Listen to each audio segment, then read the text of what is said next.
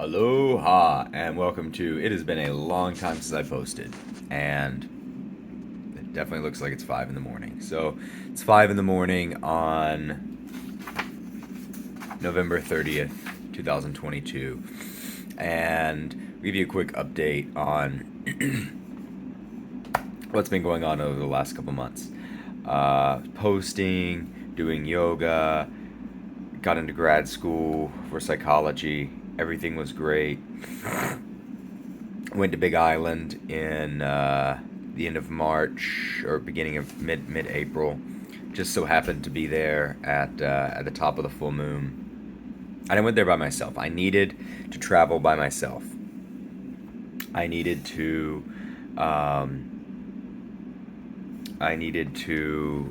experience what it would be like, to get over that lonely feeling and to realize, I need to live life how I want to live it, regardless if I have a partner to enjoy that time with me or not. And then the more I think about it, it's like, why do I need a partner? Because I'm awesomely self-sufficient and sponsored by Shaka Tea. Shaka Tea, zero caffeine, because we'll get into that part next. So, I think I may have mentioned I had a relapse at the beginning of December, early January. I was thin, I was looking good, I was getting in shape, definitely more muscle tone, and a little six pack, and went to a Christmas party, and with a girl I was interested in. I will say girl here, she's 27, so, whatever. And we'd tell each other that we loved one another, and that was great and wonderful. And I did not let it sink in that what she was telling me was true. It's like, I'm only interested in being friends. And I'm like, well, if we're friends long enough, and blah, blah, blah. And, that's the salesperson in me and the ultimate optimist. It's like, well, no is not an always no. It's a right now no. And so she's banging these shitty dudes. And I'm like, oh my God, why not me? We get along so well together. Everything is awesome. She said, no, and her baby making ovaries are cranking in another direction. Generally for dudes who are taller and much more stacked than I am. Also younger. Actually, that's not true. Anyway, definitely shittier men and men that were not emotionally. Like her father. So I go to the Christmas party. There's a girl there who reminds me of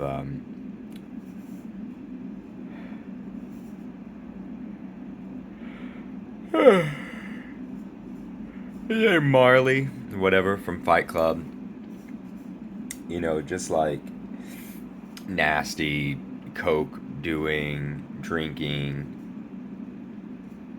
totally triggering the that side of me that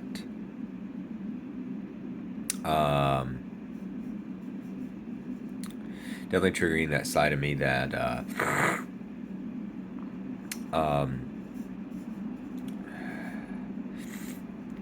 that became an addict and that developed addictive tendencies and that lowered his own value. I'm being very careful when I say this because I became a person who lowered his value. I became a person who didn't respect himself. I became a person who wanted to fuck anything. I became a person who thought that his only options in the world were that. So my belief system sucked dick. And was triggered by her. I was feeling butthurt because during the Christmas party, this girl went and banged the dude, and then she got all butthurt about it and sad, and I'm like, And then she wanted to cry to me, and I'm like, fuck that. So, emotionally unstable and unable to handle my own shit and feeling bad and actually not wanting to deal with the emotions, I did what any sane and wise person would do. I went to a strip club and I found some coke, and then the dude was like, "You want some coke with some fentanyl?" And I was like, "Probably not. That doesn't sound good." And didn't end up banging the stripper. Wanted to fucking pay her to fuck me, and didn't.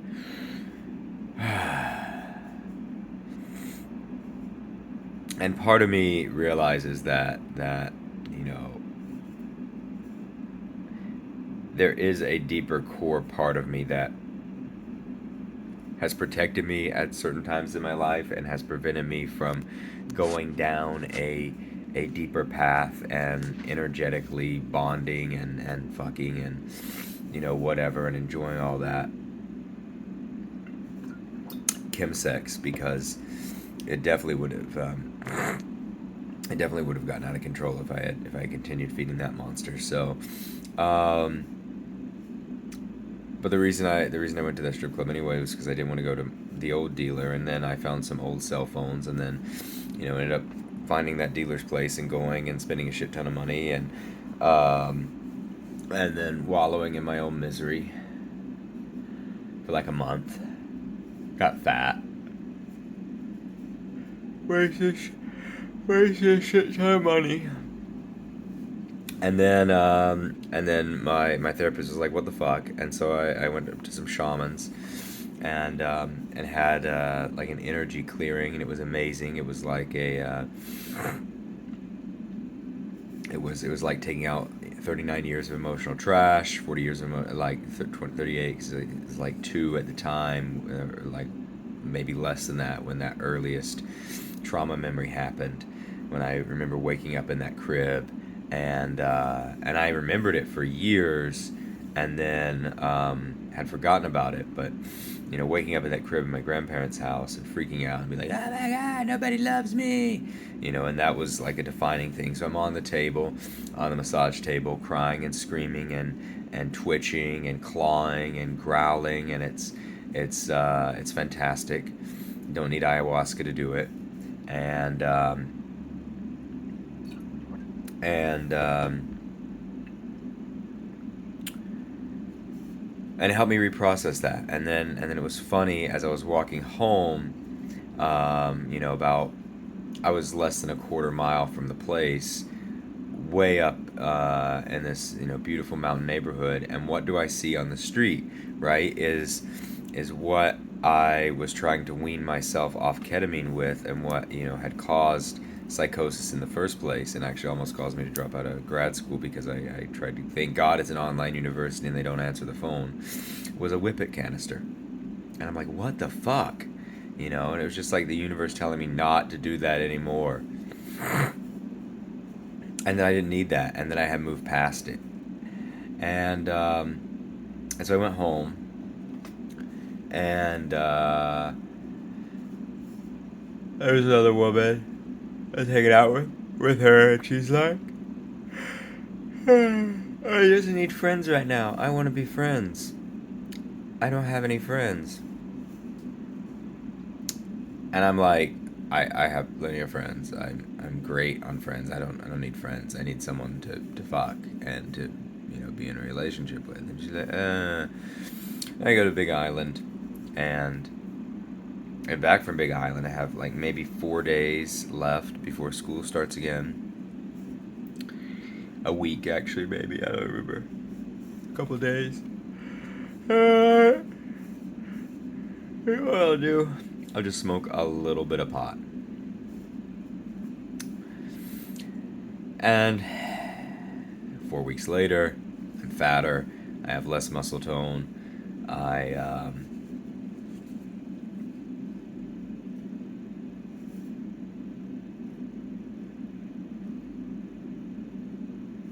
missed the last 2 weeks of the first semester of school. I almost fucking fell out. and I'm just watching, same bullshit, YouTubes or whatever. Still not really able to process my emotions.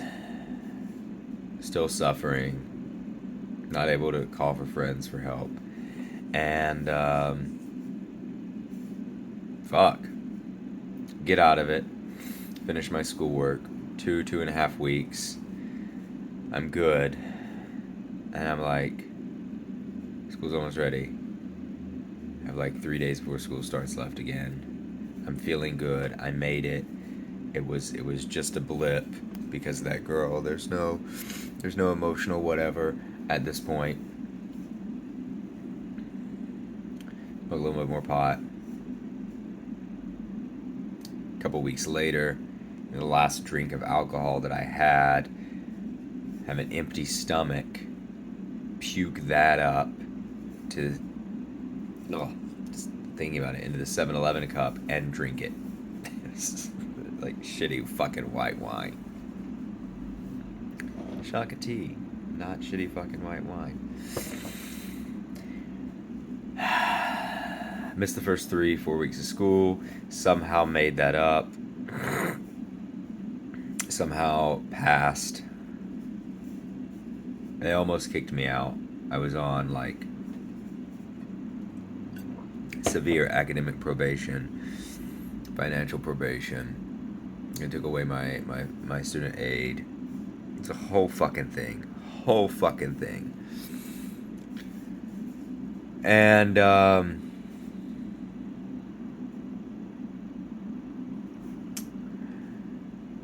I finally decided to go to rehab. My therapist had been wanting me to go since he started working with me earlier the year before, and I was like, no, it costs too much money, even if I get the private insurance and blah blah blah, and I can do it by myself and all this stuff. 4 weeks, 30 days. Went to a really great facility, California. It was life-changing. It wasn't really the rehab.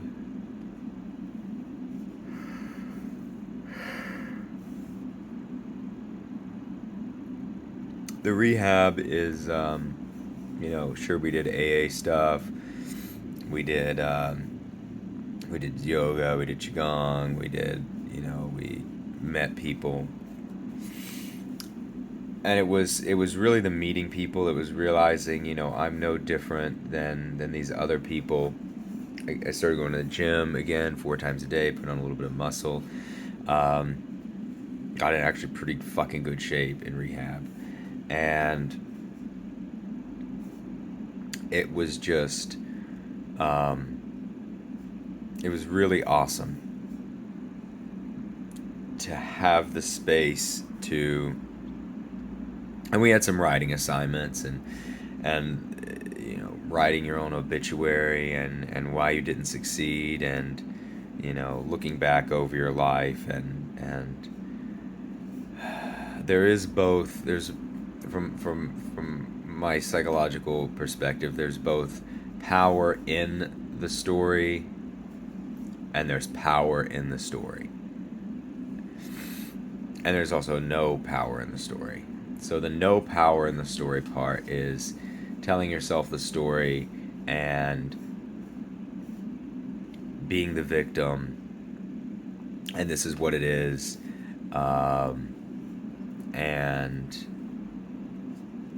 and I'm helpless to my circumstances. Power in the story is taking that story and saying, okay, this is what it was. This is not what I have to be. I can do and be better than this. And power in the story is actually creating that story,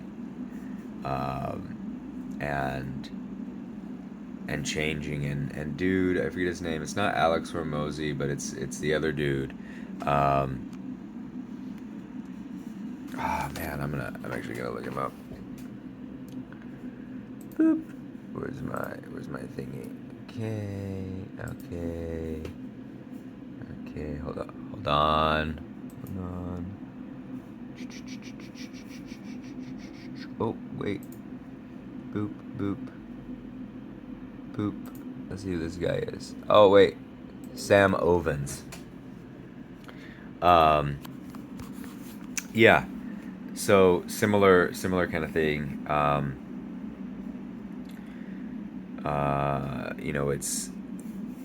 It's not who are you, it's who are you becoming, in his words, because we're never one thing, and we're never static, and we're always changing, and you can always be improving, and you can always be becoming something different. Check out Earl Nightingale and the Strangest Secret, Bob Proctor. I this morning, or actually yesterday night, when I started doing my Earl Nightingale thing, I pulled out my goal card that I made last year.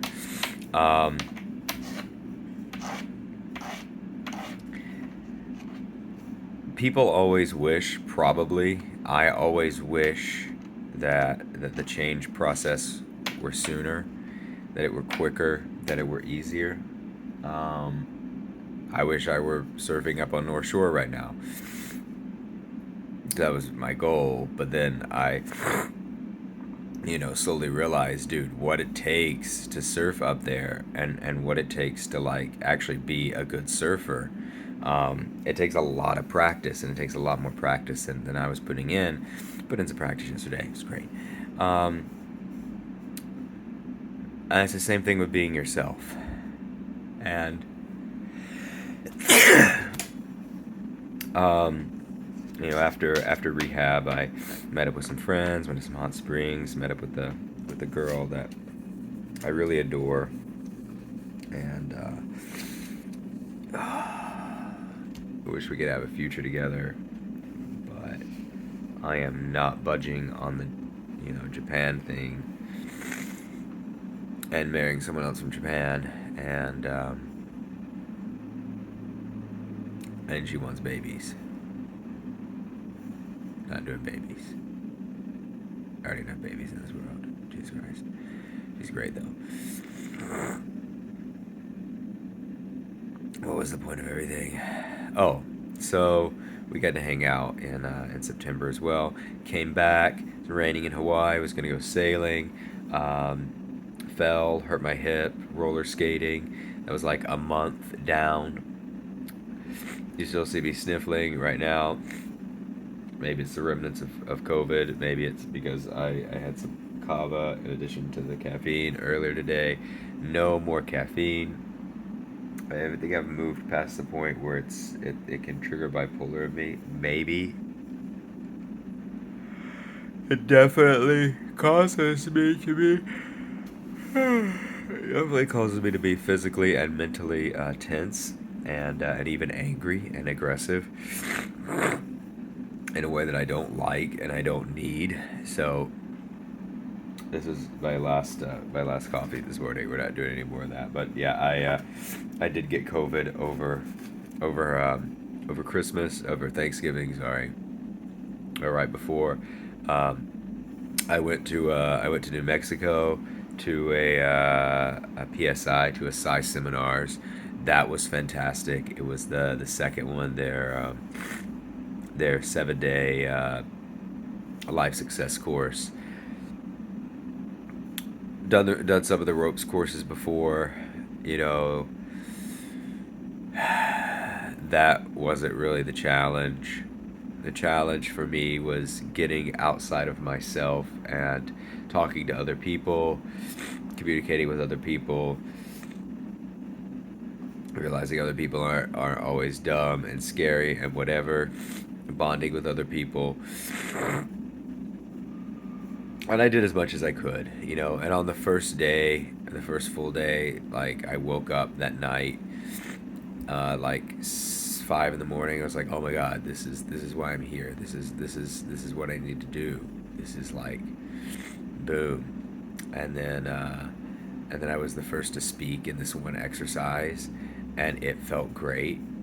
I was being bold. I was being what I needed to be. And then on the last day, the last ropes course day, the most clearing. Oh, and it snowed. It was fucking cold the entire time. I have been avoiding cold because, fuck cold. Um,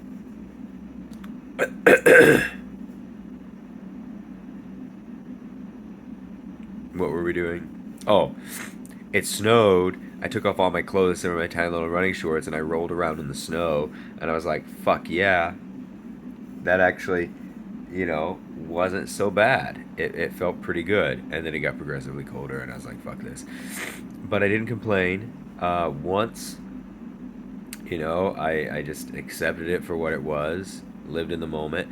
The last day, standing, they do this thing, they tilt you, and there's a cliff here, it's a 120-foot drop, and they tilt you over, you know, and, the dude that does it, he's like, you know, super empathetic and loving. He just like feels, what's in here and helps you release that.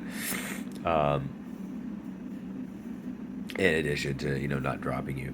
And it was I wasn't expecting it. But then I got up to the top and I was waiting and I was like, this entire year has been about releasing. And this is where it's the power of the story. And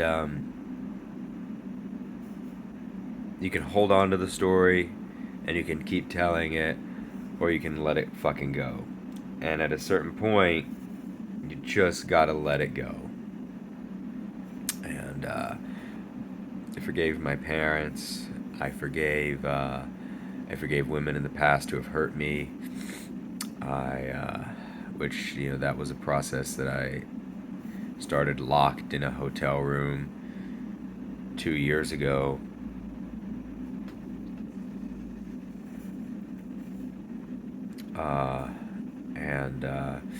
And then started that I was nowhere near forgiveness at that point. It was just like still a lot of fuck yous.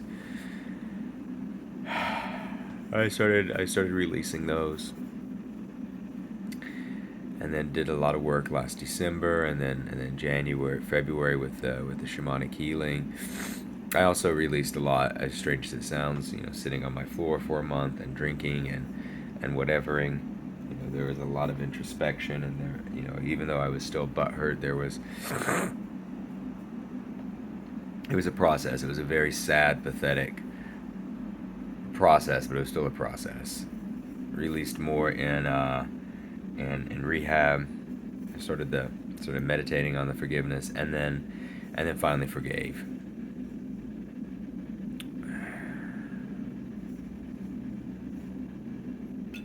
Not sure if I mentioned in this video or another video, mourning for my mother and grieving for my mother and taking her to dinner sometime in March. So that helped. Reading about grief. Yeah. So, where am I again? Oh. So the last couple days, since I got back from the Psi seminar, I haven't really been able to do that much. I had COVID. Energy levels were great. Surfed what I could, even though the waves weren't amazing. What's that dude's name? Andrew Kirby. 22 years old. See how he got to $1 million fucking dollars and chilling out in Thailand and just enjoying his fucking life. And he did that in like 2 years or 3 years or something like that. 2 years maybe. I guess the total process would be like 3 years since he, made the decision. Started watching him, and one of his videos got introduced to Sam Ovens. One of his videos got introduced to, another video got introduced to Alex Hormozy. Two guys who go over their process. They sucked. They didn't know sales. They weren't who they are today. This is how I did it. This is how I became rich. This is how I own the companies. You know, this is why I'm giving out this information now, so that you can do it faster, quicker, maybe even better than I did it. So you don't have to wait until the end of your life. Earl Nightingale. You know, same as about Proctor. Have the vision, have the dream, take action. And I finally just fucking decided, like 2 days ago. Here's my goal. By the time I'm 45, 5 million in the bank. Of course, is that where I want to stop? No, that's not where I want to stop, but I can get 5 million in the bank by the time I'm 45. And I believe that I can. I believe that I will. Still working on my fucking psychology degree. I'm going to pound that out at the same time. I'm not going to work for anybody else. I'm going to work for myself. I'm going to work for my customers. I'm going to do the things on the thing. Ultimately, there's going to be conscious-based entrepreneur retreats with yoga, dance, music, meditation, no drugs, no alcohol, all the goodness. Integrative Healing Center. 5 million is a hittable target, and we'll see where I feel from there. You know, still need to, even at that level, I'll still need to have passive income coming in, even if I'm not proactively, you know, through real estate or something, even if I'm not proactively generating. But I don't see any reason why I can't not proactively generate. I made sales calls. So I don't have a business, don't have whatever, but I made some sales calls. I got an answer back. Go for the no. Hear no. Fail. Failing is okay. Hearing no is okay. According to the book and according to the research and whatever, people need to say no five fucking times. They say no 4 times. After 4 times, 92% of salespeople give up. But 60% of people say yes after the 5th no. So no gets you closer to the why, and you learn more about yourself, and you learn more about the other person, and you learn more about their needs. Same with women, same with whatever. People need to say no. If they say yes, they're too fucking easy. And all these fucking things I knew, man, or I had heard, and they just hadn't sunk in. All these things I said to myself over and over and over. And 41 on Saturday.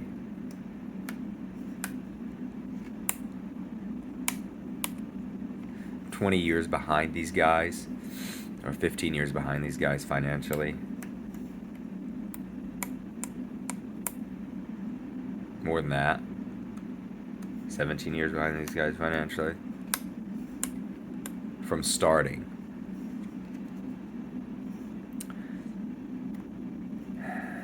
But I do have the life experience. I have my sanity.